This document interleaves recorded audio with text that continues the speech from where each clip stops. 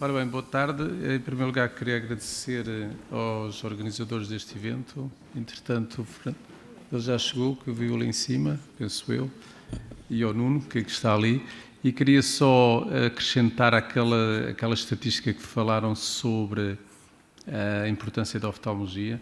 Eu tive que fazer um enquadramento da necessidade do currículo de oftalmologia no ensino médico e levantei a estatística do nosso hospital. É só para acrescentar esses dados que o número de episódios de urgência em 2016 do Hospital Santa Maria foram 24% por queixas de oftalmologia. Portanto, o peso não é só nas cirurgias, não é só nas consultas, mas é também no serviço de urgência, e isso obriga a uma redefinição, às vezes, da importância dos currículos de oftalmologia no ensino pré-graduado e na formação pós-graduada. O que eu trago aqui é uma coisa muito pontual sobre a perspectiva cirúrgica, só exclusivamente sobre a perspectiva cirúrgica. E sobre esta perspectiva cirúrgica trago aqui um apontamento que eu gostava de refletir com todos vós, porque eu acho que de vez em quando vale a pena nós falarmos nos assuntos e num assunto em especial e escamotear todo esse assunto até ao fim. E relativamente a isto, o nosso mecanismo de raciocínio, que é o que estamos aqui a fazer, é eu baseado na minha experiência ou eu baseado nos estudos, e hoje em dia há múltiplos estudos, há quase um abecedário e há quase um alfabeto para cada um dos estudos, que eu acredito que temos que inventar para mais estudos, provavelmente por siglas chinesas, que são quase infinitas, ao pé das algébricas árabes. Mas mais que isso é importante olhar para os dados de uma maneira concreta. E olhar para os dados de uma maneira concreta é olhar para isto de uma maneira eficaz, com experiências controladas, e nós sabemos que os doentes não são doentes padrão, mas também existem estudos que fazem que tentam estudar essa importância dos doentes padrão para os doentes do nosso dia-a-dia. Eu concordo muito com esta frase da medicina baseada na prova e não na evidência, porque eu também sou de acordo que isto é uma má tradução, mas na medicina baseada na prova faz toda a diferença nos nossos raciocínios, já hoje foi aqui falado por todos nós. Porque dá-nos uma resposta em qualidade, acrescenta-nos valor a todas estas nossas decisões, também a eficiência e a confiança. Aqui há uns anos, para o médico ser bom, bastava ser eficaz. Hoje em dia isso não é suficiente. É preciso que ele seja eficiente. E essa decisão clínica tem metas de raciocínio que nós vamos ter que atingir. E essas metas de raciocínio que nós vamos ter que atingir têm várias importâncias, e a importância que nós pretendemos para os nossos doentes é a máxima possível. E a máxima possível são as revisões e as meta-análises. Esta visão em pirâmide, digamos assim, do raciocínio para uma decisão médica com base na prova científica tem modificado ao longo do tempo. Hoje em dia não há uma compartimentalização tão clássica, já existe uma compartimentalização suave e mais adaptada, como se diz hoje em dia, com mais QE e menos QI, mas de facto o que interessa é que todos estes ensaios randomizados e as metas-análises ponham em evidência qual é o nosso raciocínio. E dentro disto, como conhecem todos, está a base Cochrane e os seus princípios, que eu não vou passar a descrever, toda a gente conhece os princípios, mas todos os princípios do Cochrane e porque é que eles são utilizados. Normalmente estas revisões do Cochrane são muito extensas e dão relatórios que são relatórios muitas vezes infindáveis. Houve agora uma iniciativa que eu acho que é de salutar, que é da ATA Médica Portuguesa, e eu ponho aqui um desafio para a comunidade oftalmológica, porque não fazer isto na nossa oftalmologia, em vez de ser só para a ATA Médica Portuguesa, para acrescentar e trazer para a nossa prática clínica este tipo de informação. E este tipo de informação interessa muito pela qualidade que ela própria tem, e é fundamental ter estas revisões de Cochrane na nossa prática clínica, ter dimensões e complexidade destas meta-análises, que é fundamental. E, no entanto, ou nós temos muito tempo para ler as revisões do Cochrane, ou então temos de ter alguém que nos faça algum tipo de resumo que traduza isso para a nossa prática clínica. Estes são os objetivos do Cochrane Corners, que é apresentar e discutir os dados de revisões Cochrane e transferir para a prática este conhecimento clínico. E o que eu venho falar aqui foi uma coisa que o José Henrique já falou na apresentação anterior, que é qual é o efeito de um anti-VEGF prévio a uma cirurgia vitreoretiniana por necessidade dentro do contexto de uma vitreoretinopatia diabética proliferativa. Muitas vezes a vitrectomia é necessária para algumas complicações da retinopatia diabética.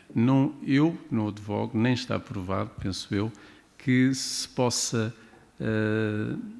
utilizar esta arma, como aqui até já foi sugerido, para tratar edemas quísticos da camada da retina interna para tratar fazendo uma vitrectomia. Isso não está provado que de facto seja assim. Como nunca foi provado que de facto existe uma evidência que o peeling da ILM é uma melhoria segura para melhorar o edema macular, se não em certas condições e condições muito específicas que temos hoje em dia dificuldade em controlar, porque não temos uma maneira de saber qual é a força tracional efetiva da membrana sobre as camadas da retina interna e de modo é que isso contribui para a fisiopatologia desse edema. Quando tivermos, então aí provavelmente poderemos falar de outra maneira. Estima-se que as cirurgias de vitrectomia, quando nós fazemos uma cirurgia de vitrectomia, estou a falar só da parte do departamento da cirurgia vitreoretiniana, 10% delas precisam ser reintervencionadas. E essa reintervenção, a maior parte das vezes, é devido a uma hemorragia vítrea pós-cirúrgica. E o que nós precisávamos de saber é se essa cirurgia é uma hemorragia precoce ou se é uma hemorragia tardia. E porquê? Porque isto atrasa significantemente a recuperação da função visual destes nossos doentes, limita a nossa capacidade de ver o fundo ocular e saber se o doente está bem tratado e se precisa de continuar o seu esquema terapêutico e, portanto, pode interferir negativamente na avaliação deste mesmo doente. Daí que se tem sugerido que a utilização dos anti-VEGFs é importante prévio à cirurgia. Isto é um caso de uma doente que já foi apresentada pela Sara, é um doente comum, como são os nossos doentes, são doentes complexos. Isto era uma doente muito complexa que a Sara apresentou no grupo português de retina e vítreo, do departamento do nosso hospital, que não só ia perdendo os olhos, que felizmente não perdeu, mas perdeu um casamento, perdeu um filho e perdeu os rins. E é nestes casos que nós temos que estar seguros para tratar. E como é que vamos tratar? E aqui a estratégia que foi tida foi a estratégia baseada em evidência clínica, qual era a melhor segurança que nós podíamos dar como resposta a um doente destes. E esta doente, com tantas perdas, já não poderia perder mais, achamos nós. A nossa colega Sara Vaz Pereira insistiu no tratamento com o panretiniana que lhe foi possível fazer, foi-lhe sendo associada, havia receio de que os anti-VEGFs aqui provocassem algum descolamento tracional da retina, o que obrigaria a uma intervenção cirúrgica muito precoce. E para responder a essa pergunta, há esta questão da revisão, e é desta revisão que eu vos trago aqui. Foram utilizadas as bases de dados que são normalmente utilizadas para as revisões do Cochrane e foram incluídos os doentes que realizaram vitrectomia por retinopatia diabética proliferativa com o mínimo de 6 meses de seguimento do pós-operatório, isso era uma das condições. Os outcomes foram a incidência de hemorragia pós-vitrectomia precoce ou tardia, e é definida precoce até às 4 semanas e tardia depois das 4 semanas, e os outcomes secundários foram qual é a melhor acuidade visual corrigida, incidência de uma reintervenção ou revisão dessa própria vitrectomia e a qualidade de vida. Os efeitos adversos que foram avaliados foi a evolução da catarata, a rubiose iris ou glaucoma neovascular, descolamento da retina, inflamação intraocular, os efeitos secundários sistémicos e a gravidade dessa mesma hemorragia. Da conclusão de todos estes estudos, foram selecionados 12 estudos, com 654 olhos, e nestes estudos foram incluídos só as cirurgias de retinopatia diabética proliferativa, que são as mais frequentes, que são a hemorragia vítrea persistente, que era o caso que o Zé Henriques tinha do olho direito daquele doente, que é uma hemorragia pré-macular, mas é uma hemorragia, um descolamento da retina tracional com envolvimento da mácula ou um descolamento da retina misto. E os resultados estão aqui. E o que se vê, de facto, é que a hemorragia precoce tem uma proteção quando se injeta precocemente o anti-VEGF antes da cirurgia. Isto foi realizado até cerca de uma semana antes da cirurgia. Já a hemorragia tardia não tem nenhuma diferença significativa, normalmente isto está associado a alterações ou persistências de neovasos, raramente neovasos que estão muitas vezes perto da porta de entrada, de qual é muito difícil o acesso para nós verificarmos, daí alguém ou alguns grupos que preconizam o uso do CRIO ao nível das portas de entrada e na extrema periferia para evitar esta mesma hemorragia tardia que não foi aqui evidenciado que haja uma melhoria, e houve só uma sugestão de que a acuidade visual tardia era melhor quando se faz a injeção dos anti-VEGFs. Não há um cut-off, digamos, franco, mas existe uma tendência de que existe uma melhoria da acuidade visual no follow-up aos 6 meses nos doentes que fizeram os anti-VEGFs prévios à cirurgia. Os efeitos adversos do descolamento da retina e todos os outros efeitos adversos não foram estatisticamente significativos no caso de ser melhor ou ser pior fazer o anti-VEGF e, portanto, isso está associado à técnica cirúrgica e ao caso clínico do doente em concreto. Portanto, as conclusões aqui obtidas, podemos afirmar que devemos utilizar os anti-VEGFs perioperatórios para que haja menos incidência de hemorragia precoce e que a acuidade visual destes doentes, em princípio, tem uma tendência a ser melhor do que quando não utilizada precocemente à cirurgia. Isto implica que, como sabemos, isto de uma certa maneira, há quem diga de uma maneira maliciosa que fazer meta-análises é fazer ciência com a ciência dos outros, mas de facto a meta-análise hoje em dia é aquilo que hoje nos dá mais segurança no tratamento dos nossos doentes.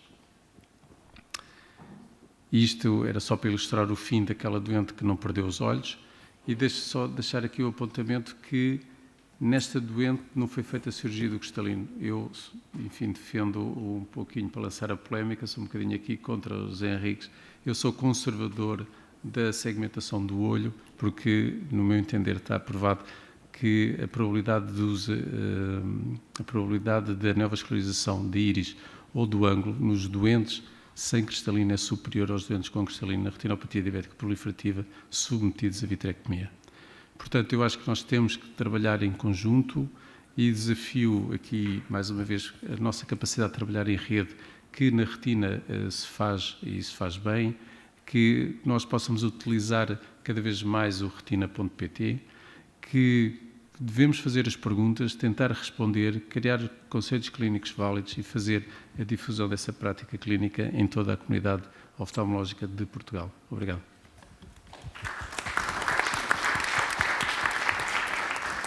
Comentamos estas duas apresentações porque atuação casos extremos.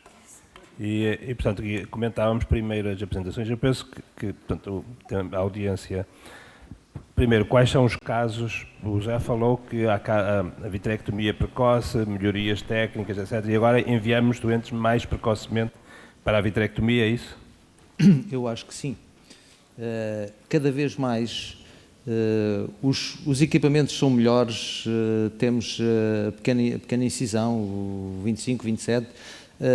Nós podemos fazer enfim, o laser periférico, melhoramos a oxigenação, mantemos aquela situação controlada no longo prazo. De facto, não há razão nenhuma para esperar, há que atuar precocemente. Quais são os casos que portanto, os critérios estão bem definidos, não é? A tração macular, eu penso que tu tens um slide sobre isso. Tenho, das indicações. Tens um slide, está ao início ou está ao fim da apresentação? No início. Pode passar, por favor, à apresentação seguinte e falávamos um bocadinho, só para assentar ideias. E eu perguntava ao Carlos, depois, que evidência é que há para ir além das indicações formais da vitrectomia. Pode avançar, tu é que mandas? Pode avançar. Pode avançar. Vamos ver os critérios que estão, porque tu também focas na tua apresentação. Sim, eu fiz uma Tens primeira... aí ponteiro. Certo. Fiz uma, digamos que um resumo inicial das indicações ideais da vitrectomia. E iria começar também por dizer que a vitrectomia beneficiou nestes últimos 2, 3, 4, 5 anos. Era isso que o Zé dizia, não é? Exato, destes novos avanços técnicos, ou seja, antigamente eu só iria fazer uma vitrectomia depois dos 6, se o doente tivesse laser, depois dos 6 meses do hemovitre, por exemplo. Claro. Ou só se o descolamento de retina ameaçasse a mácula, ou numa retinopatia proliferativa progressiva, no jovem diabético, então é a seguir. Mas o que eu estou a dizer, estas indicações antigas têm sido saltadas, ou seja, cada vez fazemos mais cedo, mas fazemos mais cedo porque temos mais segurança. Agora, qual é a evidência que temos?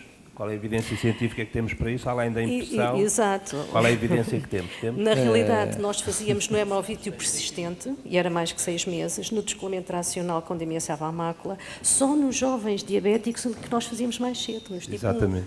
E, entretanto, com estes avanços técnicos, temos mais confiança de que vamos provocar menos iatrogenia e vamos dar uma melhoria da qualidade de vida e da sustentabilidade do tratamento, de ele ficar bastante mais tempo sem eu ter que fazer mais tratamentos. E então começaram-se a alargar nas hemorragias pré-maculares tensas, causas de glaucoma, até, o professor Rufino falou do glaucoma neovascular, também no seu tratamento pode envolver a vitrectomia, e até no edema macular diabético, mesmo sem tração, existem trabalhos que mostram a melhoria da espessura macular e do Mas mostram a funcionamento melhoria da macular. visão. Então temos de ter cuidado com as é mensagens que pomos aqui.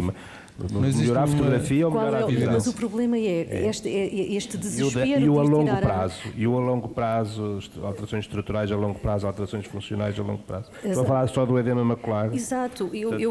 Do que eu tenho lido, os edemas maculares têm a sua intervenção cirúrgica quando já estamos em casos desesperados. Claro. E nesses temos boas, digamos, funções anatómicas, mas depois não temos realmente melhoria visual. Mas não é logo de início. Eu tenho muitas reticências em fazer uma cirurgia de vitrectomia no edema macular inicial. Claro que não vou fazer. Será que iria ficar melhor se tivesse feito a cirurgia? Não sei. Mas que existe uma linha que, quando tudo falha, vai fazer a cirurgia vitreoretiniana, existe racional por trás, que era racional de melhoria de oxigenação e de limpeza do vítreo e de todos os fatores inflamatórios e angiogénicos que estão a flutuar.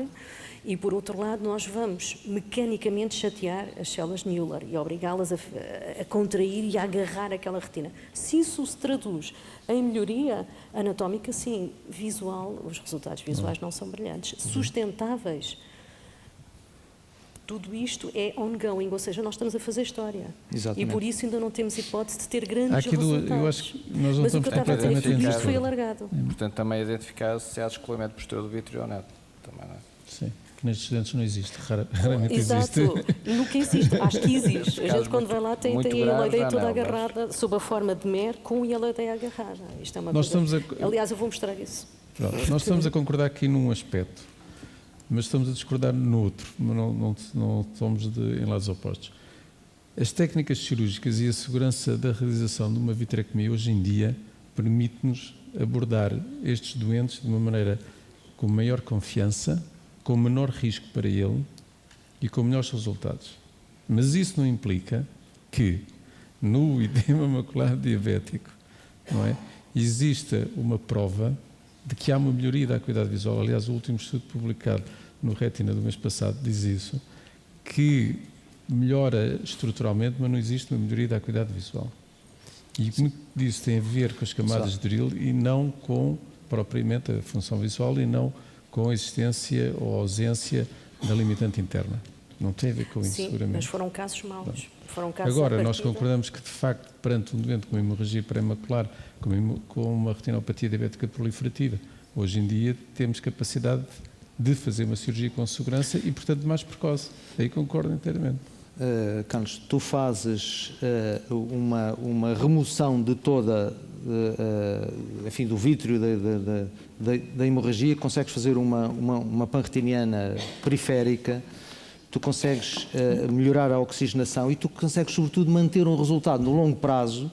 Tu não precisas fazer mais nada ao doente, além de lhe dizer para controlar metabolicamente e fazer exercício e alimentar-se melhor. Mas a questão é que, ao fim de uma série de anos, tu continuas com o doente controlado, porque fizeste uma vitrectomia e conseguiste, desta forma, controlar aquela retinopatia proliferativa. Posso só fazer uma pergunta já agora para todos, penso eu. Houve uma meta-análise recente sobre o tratamento cirúrgico no edema macular diabético em que, penso eu, foi o que eu percebi, não sei se estou correto ou se interpretei mal o artigo, em que se houvesse uma tração antero-posterior isso sim, os doentes ganhariam a acuidade visual. Seriam os únicos casos em que isso aconteceria. Nos casos de retração tangencial, aí tentar os antiangiogénicos e os corticoides, e só eventualmente, que esses poderiam beneficiar, e só se eventualmente não beneficiassem, partir para a cirurgia. Exato, a dúvida é essa. Anterior ou posterior, não temos qualquer dúvida. Síndrome tracional, Era isso que eu estava a falar. Quando nós tivermos uma maneira eficaz de medir os níveis de força na retina interna, nós podemos atuar antes disso. Não, a sensação que me dá é que a atração tangencial é quando já fizemos tudo, já não temos mais nada a oferecer. Por que não fazer a vitrectomia?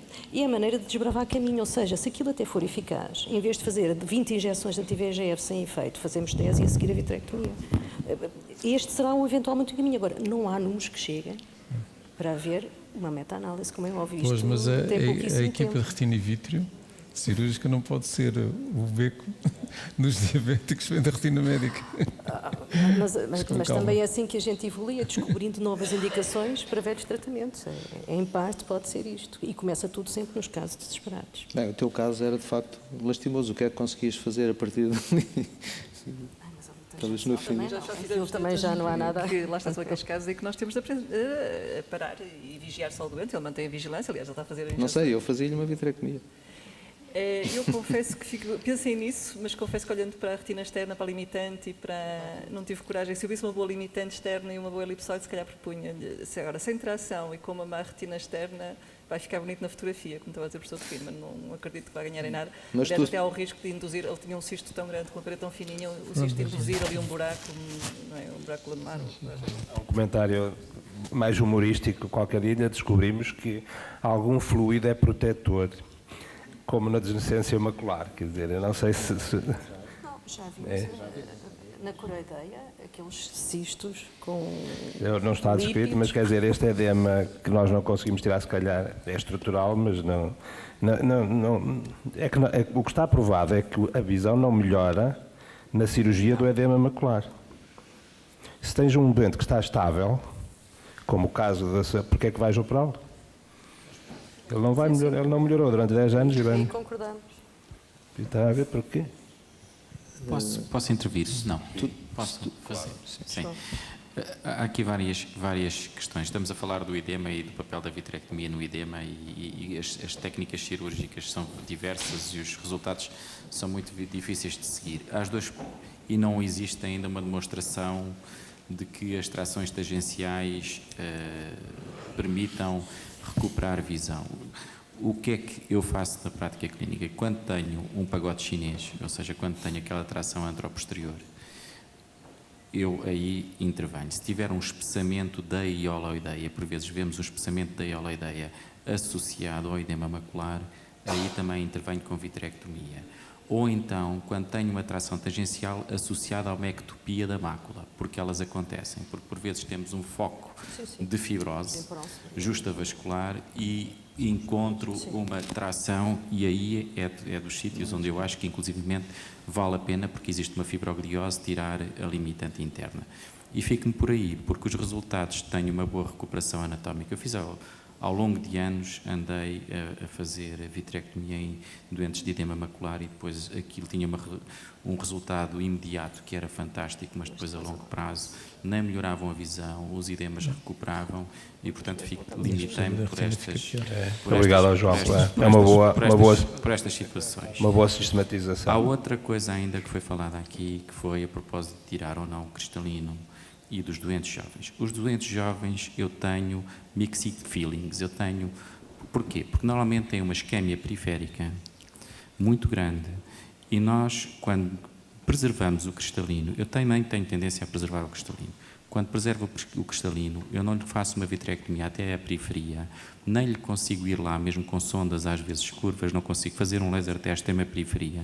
E são esses que estão associados aos hemovítreos recidivantes tardios, com uma proliferação neovascular. E nesses são dos únicos onde eu advogo fazer, quando se poupa o cristalino, a crio nas portas de entrada, porque é a única forma que têm de evitar essa reproliferação.